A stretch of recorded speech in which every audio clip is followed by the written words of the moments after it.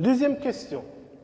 Quelle est la tension de vapeur de benzène de cette solution P1 à 30 degrés si celle de benzène pur est de P1 étoile est égale à 124,9 mm de mercure à cette même température.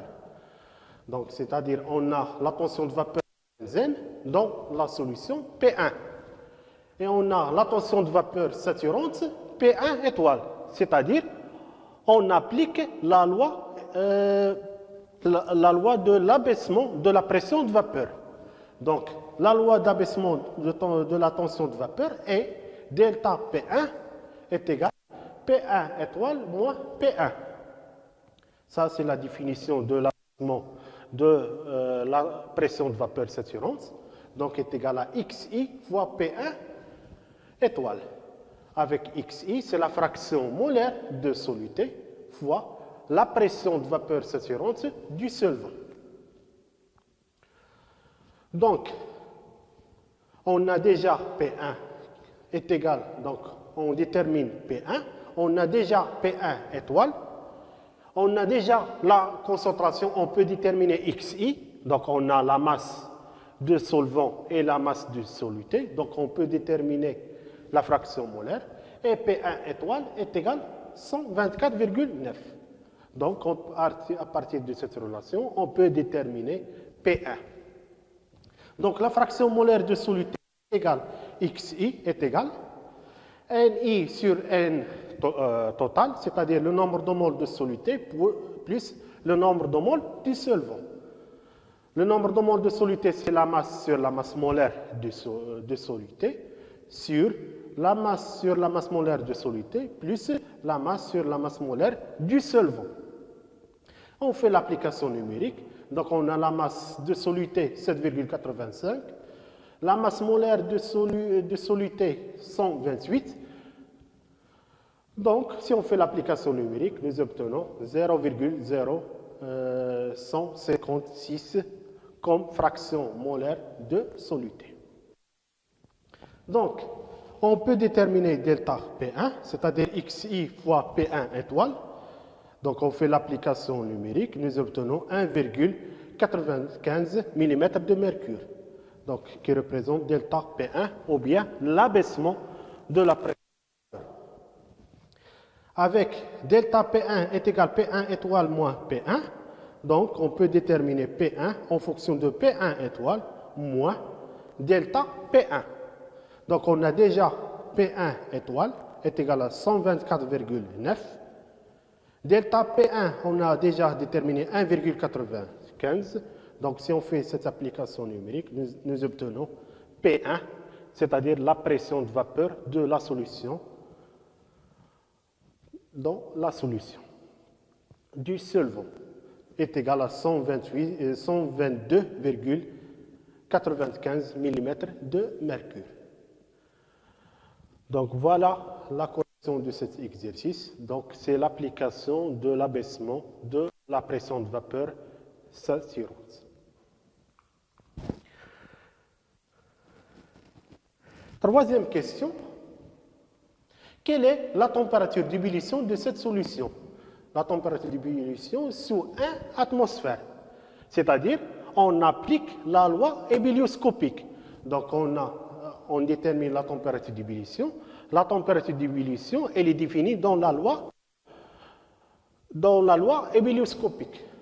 Donc, la loi ébullimétrique ou bien ébullioscopique, c'est l'élévation de la température d'ébullition sous la forme de delta T d'ébullition est égal à la température d'ébullition de la solution moins la température d'ébullition du solvant pur est égal à quoi?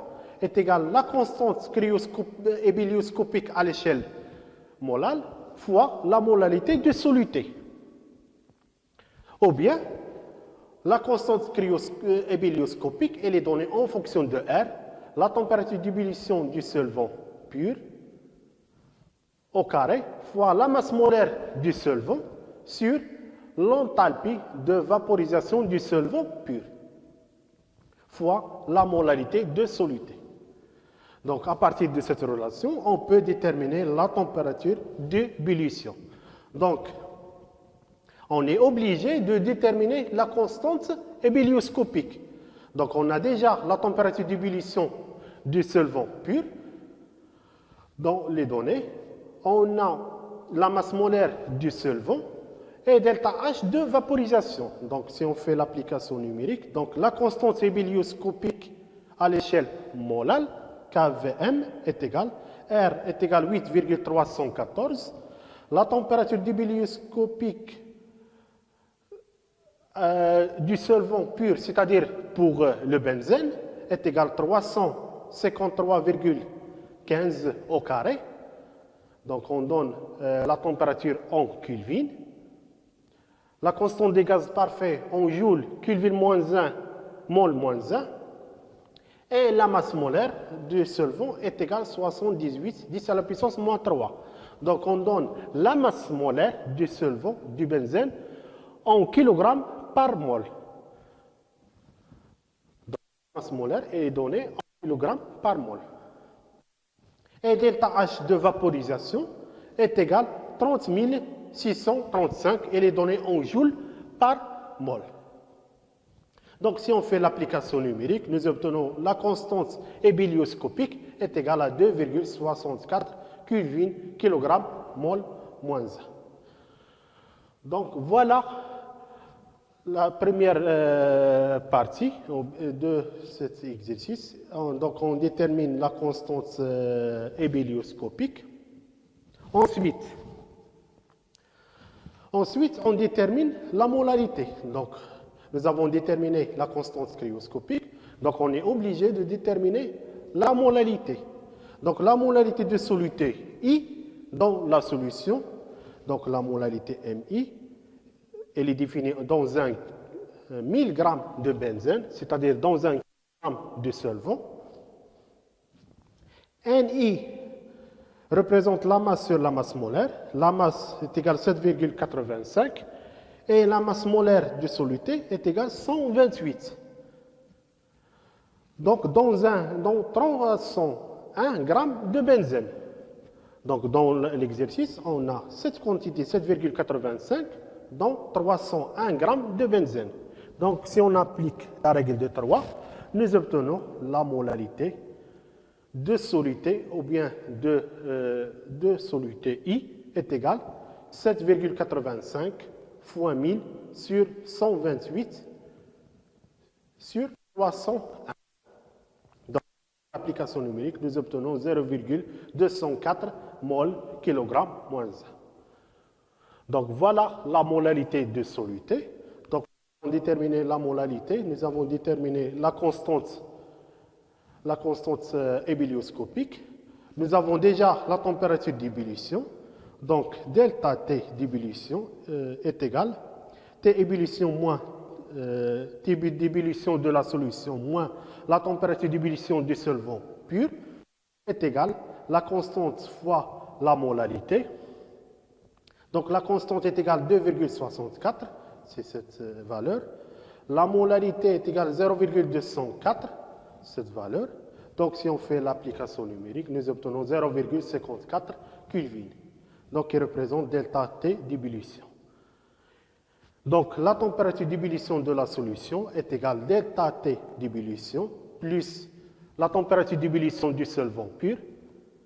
Donc si on fait l'application numérique, nous obtenons T d'ébullition est égal à 80,54 degrés C et ou bien 353,69 Kelvin.